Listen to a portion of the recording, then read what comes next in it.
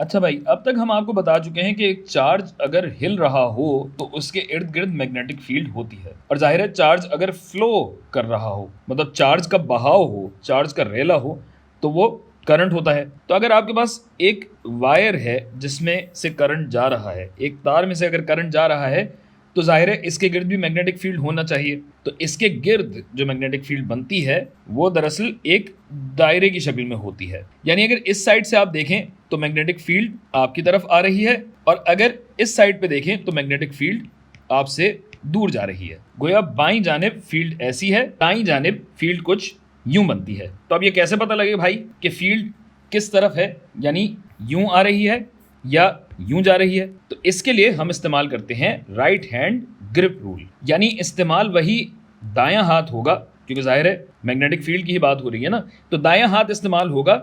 बस ये है कि आपका अंगूठा करंट की समत में होगा, और जब आप अपनी उंगलियां मोड़ेंगे तो जिस समत में आपकी उंगलियां मुड़ रही होंगी उस समत में मैग्नेटिक फील्ड पाई जाएगी। ठीक है भाई, क्या है, क्यों है, कैसे है, इसकी डेरिवेशन वगैरह क्या है, ये सब हम कभी बाद में देखेंगे। और मैग्नेटिक फील्ड स्ट्रेंथ का फॉर्मूला, यानी मैग्नेटिक फील्ड का हजम निकालना है, तो हजम का फॉर्मूला होता है म्यू आई बटा 2 पाई आर।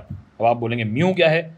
म्यू के लिए अंग्रेजी में लफ्ज होता है परमिएबिलिटी, और उर्दू में इसके लिए मैंने एक बहुत अच्छा लफ्ज निकाला है, ये कहलाता है सरायत पजीरी। और ये सरायत पजीरी या परमिएबिलिटी मटेरियल पे डिपेंड करती है, मटेरियल पे मुनहसर होती है।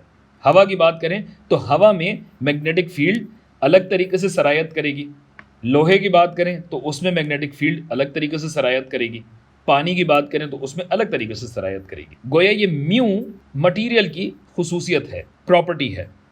ठीक है भाई, तो हवा के लिए जो हम म्यू इस्तेमाल करते हैं इसको कहा जाता है म्यू नॉट, जो कि फ्री स्पेस की परमिएबिलिटी कहलाती है। और फ्री स्पेस की परमिएबिलिटी होती है 1.26 एक्सपोनेंट -6, और बहुत मुश्किल से इसका यूनिट है तो वो मैं यहाँ लिख नहीं रहा हूँ। फिलहाल आपको ये बस याद करने की जरूरत होगी एग्जाम के हवाले से, तो इसमें तो कुछ नहीं किया जा सकता भाई। तो फर्ज कीजिए कि करंट मैं आपको देता हूँ 2 एम्पियर, और इसका रेडियस मैं आपको बताता हूं, यानी निस्फ कतर इसका है 3 मीटर का। तो मैग्नेटिक फील्ड कैसे निकाली जाएगी भाई? मैग्नेटिक फील्ड का हजम आएगा, म्यू नॉट है 1.26 एक्सपोनेंट -6, करंट है 2 एम्पियर बटा 2 पाई, और आर है 3। तो बस बहुत आसानी से मैग्नेटिक फील्ड आपने निकाल ली 1.3 एक्सपोनेंट -7 टेस्ला।